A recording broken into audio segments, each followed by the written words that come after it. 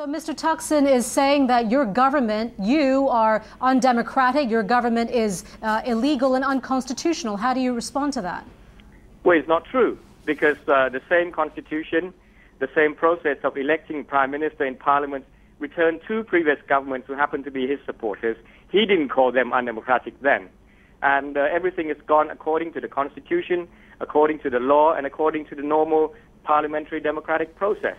And I reiterate, nobody is denying the need for further political reforms and political development. But you do not achieve that by violence, you do not achieve that by rioting, by not respecting the rule of law, and certainly you do not do it by intimidating political opponents. Sir, do you have what it takes to bring people together? Mr. Thaksin has a wide support in Thailand, specifically those within the rural communities, and he has shown that, but he has won landslide elections before. Do you have what it takes to bring people together? Well, the latest set of elections that we had were in January, about a few weeks after I took office, and we won 21 out of 27 by-elections. None of those seats were actually Democrat seats before the elections. But that was a very close election. You had to bring together a coalition, and people from Mr. Thaksin's party had to come and work with you. But in terms of your own influence, what kind of influence do you have?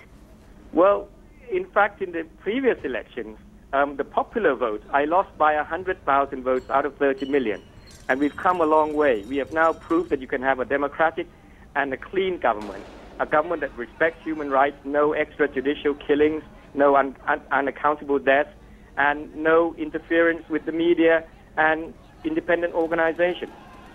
But how does that translate to those who really understand and really feel that Mr. Thaksin actually hears what they're saying? And I'm talking about those who are living in the rural communities, those communities who feel isolated by you and your government. No, we have not isolated anybody. The policy package to be pursued very much is focused on the rural poor and the least fortunate in society. The biggest spending item that my government is engaging in is the price support program for farmers. We are actually reaching out to make sure that there is free education and also income guarantee for the elderly. All these are actually helping the least fortunate, the poor. We need time to get these packages fully implemented to make those people see that it's not, I think, any single government that aims at doing this.